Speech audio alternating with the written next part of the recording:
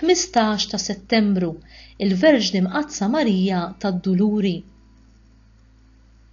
Il-Knisja tfakkar id-Duluri tal-Madonna darbtejn matul is-sena, nhar il-ġimgħa tal-Ġimgħa tal-Passjoni, il-ġimgħa ta' qabel il-Ġimgħa l-Kbira u llum 15 ta' Settembru. L-ewwel waħda imbdiet f'Cologne, il-Ġermanja fis-seklu 15 bħala tpattija tal-ereżija ta' Giovanni Hus. Dik tal-lum bdewa il-patrijiet serviti meta fl-1668 għalaw permess mingħand il-Papa biex jiċċelebraw il-festa tas-Seba' Duluri fit-3 ta' Settembru. Meta mbagħad il-Papa Piju VII fl-1814 irritorna mill-eżilju, estenda din il-festa għall-Knisja kollha bħala tifkira ta' kemm il-Knisja u hu personalment batiet minn Napoljun. Imbagħad il-Papa San Piju X meta għamel ir-riforma tal-kalendarju liturġiku iffissa id-data tal-festa fil-15 ta' Settembru fl-8 tat-twelid tal-Verġni Marija. Il-Madonna sofriet mhux għax kellha xi dnub, it-tnissil tagħha kien immakulat, il-ħajja tagħha kienet bla liċken dnub. Is-Seba' Duluri nistgħu inniżluhom hekk. L-ewwel, il-profezija ta' Xmon fit-Tempju. It-tieni, il-ħarba lejn l-Eġittu, triq ta' 480 kilometru bit-tarbija Ġesu ta' inqas minn sena. It-tielet, it-telfa ta' Ġesu. Ir-raba', il-laqgħa tagħha ma' Ġesu iġġorr is-salib fit-triqtu lejn il-Kalvarju. Il-ħames, il-Kruċifissjoni. Is-sitta, Ġesu mejjed fi ħdana u s-seba' id-difna ta' Ġesu.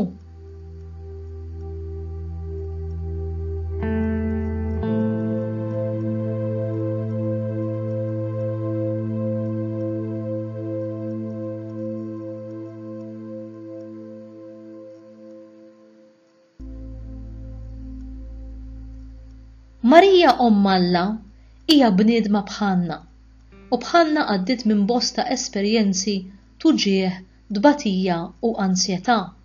Hi fl-imħabba tagħha ta' Omm takkumpanjana fl-uġieħ tagħna, il-mart li ngħaddu minnu aħna jew il-membri tal-familja tagħna, il-mewt tal-eżistana, l-inkwiet li ngħaddu minnu, l-ansjetà li tolqotna. L-ewwel durur li ġarbet Marija kien f'Ġerusalemm, meta Marija u Ġuseppi marru jippreżentaw lil binhom Ġesu fit-Tempju. Dakinhar kien hemm wieħed jismu Xmun, raġel ġust u tajjeb li kellu l-Ispirtu Santu fuqu. Dan kien jistenna il-faraġġ ta' Iżrael u minn dejjem kien jixtieq li qabel ma jmut jara il-Messija tal-Mulej. Darba fost l-oħrajn ġie mqanqal mill-Ispirtu biex imur fit-Tempju.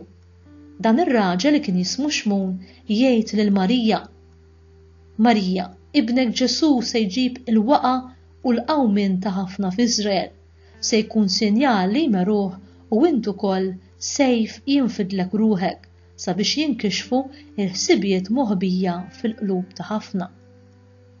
Min jaf x'ħasset f'qalba Marija meta semmet il-kliem tant qiebes ta' Xmun li qarrafa bil-passjoni u l-mewt kifra ta' bina Ġesu tarbija.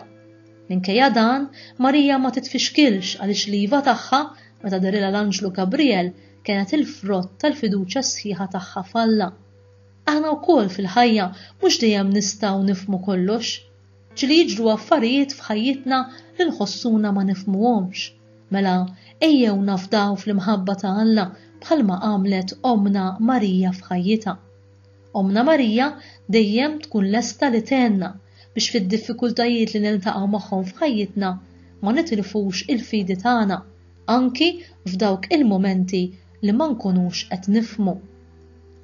It-tieni dulur li ġarbet Marija kien dakinhar li flimkien ma' raġel tagħha Ġuseppi u binhom Ġesu kellhom jaħarbu lejn l-Eġittu.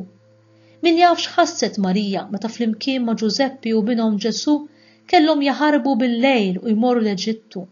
Dan is-sagrifiċċju għamluh biex isalvaw lil binhom Ġesu mill-mewt. Min jaf kemm hawn ġenituri li ta' kuljum ikollhom jgħaddu minn sagrifiċċji kbar biex jgħinu lil uliedhom jikbru u jimmaturaw. Min jaf kemm hawn ġenituri oħrajn li għalkemm qed jagħmlu dak kollu li hu possibbli biex irabbu lil uliedhom tajjeb qed jaraw lil uliedhom jitbedu minn Alla. Marija u Giuseppi għandhom ikunu xempju għal dawk il-ġenituri li għal xi raġuni jew oħra qed jaħarbu mir-responsabbiltajiet tagħhom biex jarfu li uliedhom għandhom bżonnhom. Marija dejjem lesta li tenna biex ikollna dan il-kuraġġ, din il-fidi lejn Alla. Hija tenna naċċettaw deċiżjonijiet diffiċli f'ħajjitna bla kundizzjoni. It-tielet dulur li ġarbet Marija kien meta bina Ġesu kien intilef u wara 3 ijiem sabitu jiddisputa mad-dotturi fit-tempju.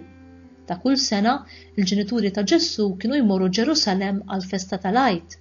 Meta kellu 12 sena huma telgħu skont id-drawwa ta' dik il-festa. Wara li għaddew dawk il-ġranet qabdu triq lura imma t-tifel Ġesu baqa' Ġerusalem bla ma kienu jafu l-ġenituri tiegħu.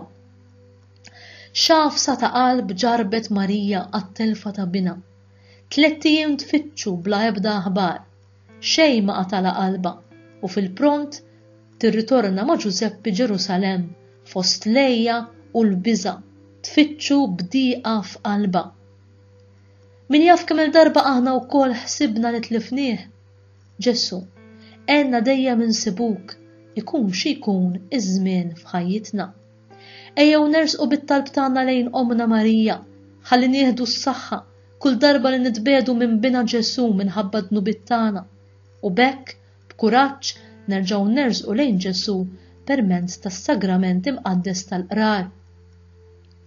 Ir-raba' dulur li ġarbet Marija kien meta iltaqat ma' bina Ġesu iġorr is-salib. Huma sejrin bih qabdu wieħed jismu Xmuni minn Ċirene li kien ġej mir-raba' u għabbewh is-salib biex iġorru wara Ġesu. Kotra kbira ta' nies kienet miexja warajh, fosthom kien hemm xi nisa li bdew iħabtu fuq sidirhom u jikbuh. Aħna wkoll għandna s-salib tagħna xi nġorru. Marija setenna nħarsu lejn bina Redentur speċjalment meta nkunu mobbijin taħt it-toqol tal-problemi u tad-diffikultajiet li niltaqgħu magħhom f'ħajjitna. Hawn xi ħadd li ma jħossx meta jara dik l-om hekk imnikta? Iżda aħna bid-dnubiet tagħna nkunu kawża li ninfdu l-qalb ta' Marija. Nistgħu ma nħossux dispjaċir għall-ingratitudni tagħna leha? Mela, ejjew nħarsu lejn Ġesu u lejn Marija fid-duluri tagħhom u npoġġu s-sitwazzjonijiet diffiċli tagħna f'idejhom. Il-5 dulur li ġarbet Marija kien meta hija baqgħet waħedha taħt is-salib ta' bina Ġesu, flimkien ma' oħta Marija ta' Kleofa, Marija ta' Magdala u l-Apostlu maħbub tiegħu Ġwanni. Ejjew bl-immaġinazzjoni tagħna nħarsu lejn il-Kalvarju fejn naraw lil Ġesu imsallab u l-om imbikkija. Kemm ta' dieqa li l-om tara l-bina msammar fuq is-salib, kull daqqa tal-martell, kull kelma ta' seblieħ u t-tinfida bil-lanza fil-kustat ta' Ġesu, kollha ħassithom Marija ddolorata ġewwa qalba. Għajnejn Marija ma tħarkux minn fuq bina Ġesu fuq is-salib. Sematu jlissen l-aħħar kelmiet tiegħu qabel ma ħa l-aħħar nibs ta' ħajtu. Hija sofriet dan kollu ma' bina Ġesu għalina. Marija, għatina l-kuraġġ naffrontaw il-mewt ta' kuljum, fid-dar meta mhux dejjem ikun wartu żgħar, fuq ix-xogħol meta ma niftemux, fil-ħajja tagħna ta' kuljum meta naffaċċjaw tentazzjonijiet u jkollna mmutu għall-imħabba ta' bina. Kemm qegħdin nifmu xi tfisser is-sofferenza fil-ħajja tagħna sabiex it-tama fina qatt ma tonqos. Kemm qegħdin fit-tiġrib li niltaqgħu miegħu ninxteħtu quddiem Ġesu u Ommu Marija biex insibu s-sabar tagħna. Is-6 dulur li ġarbet Marija kien meta Ġesu ġie imniżżel minn fuq is-salib u mqiegħed fi ħdana. Ejjew naħsbu ftit fuq id-dulur l-aktar kiefer li fena l-qalb imqazza ta' Marija meta rat li bina Ġesu mejjed fi ħdana, kollu dmija u mimli ġrieħi u pjagi. L-ebda qalb qiebsa meta tara din ix-xena tant krudila ma ddubx mill-ebbusija tagħha. Omna Marija Addolorata dejjem tkun lesta li tfarraġna fil-għawġ u fil-mumenti ta' djufija tagħna. Ejjew nirrikorru għand Marija, ħalli noħorġu mid-dlam ta' dnubit tagħna, mill-kaos li jista' jkollna f'ħajjitna. Ejjew niftħu jdejna bħal dawk ta' Ġesu msalla u nilqgħu l-imħabba tiegħu mingħajr kundizzjoni. U s-seba' dulur li ġarbet Marija kien meta rat li l-bina Ġesu jiġi midfun. Wara l-mewt ta' Ġesu, Ġwanni minn Arimatija li kien dixxiplu ta' Ġesu bil-moħbi għax kien jibża mill-lut, mar u talab lil Pilatu biex jieħu l-ġisem ta' Ġesu. Pilatu ħallih u ġi u ħa il-ġisem tiegħu. Ġi wkoll Nikodemu dak li qabel kien maran Ġesu bil-lejl u ġab miegħu taħlita ta' mor u sabbara tiżen xi 100 libra. Min jaf kif qalb Marija Santissima splodit bin-niket meta rat li l-bina l-maħbub imqiegħed fil-qabar, aktar u aktar ma felħitx meta rat il-blata imgerba tagħlaq il-qabar qaddis.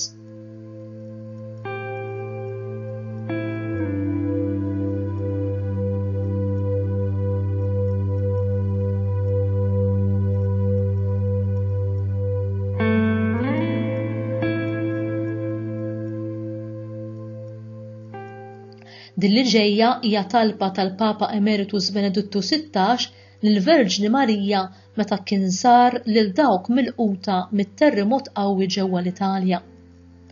O Verġni Marija, onwis maħbuba tagħna, int li toqgħod qrib is-slaleb tagħna bħalma bqajt ħdejn is-salib ta' ibnek Ġesu. Qawwi l-fidi tagħna sabiex anki jekk mifluġa bid-dulur insommu fissa il-ħarsa tagħna fuq il-wiċċ ta' Kristu. U fid-dbatija estrema tas-salib naraw l-imħabba kbira u safja ta' Alla għalina. Om tat-tama tagħna, għatina l-għajnejn tiegħek biex li lemm id-dbatija u l-mewt naraw id-dawl tal-qawmien. Għatina l-qalb tiegħek biex nibqgħu nħobbu u naqdu anki fil-mumenti tal-prova. O Marija Santissima, sitna tas-salib, itlob għalina. Amen.